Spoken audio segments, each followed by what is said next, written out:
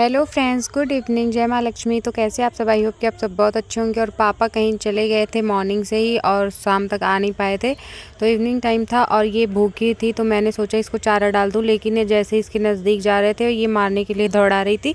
उसके बाद बिट्टी को डंडा लेके खड़ा कराया, उसके बाद इसको चारा डाला और फिर हो गई थी मॉर्निंग। मॉर्निंग का व्यू कुछ इस तरीके से था। फिर थोड़ा सा किया मैंने वर्कआउट, और ये सेहत के लिए बहुत ही ज़्यादा ज़रूरी है, हर इंसान को करना चाहिए मॉर्निंग में।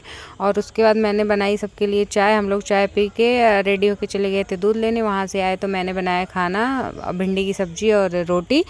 और पापा गए थे कहीं बाहर, तो उनको खाना नहीं खाना था, इसलिए हम और बिट्टी खाने के लिए थे, तो थोड़ा सा ही नॉर्मल सब्ज़ी रोटी बना लिया था। इसके बाद हमारी रोटियां बन के हो गई थी रेडी, और मैंने और बिट्टी ने खाना खा लिया था। और उसके बाद आ गया था गाइज़ बर्फ़, और इसको खाने से ज़्यादा मुझे लेने में बहुत खुशी होती है, पता नहीं क्यों। ये बचपन की यादें ताज़ा कर देता है। बाय बाय, मिलते हैं नेक्स्ट वीडियो में। Take care all.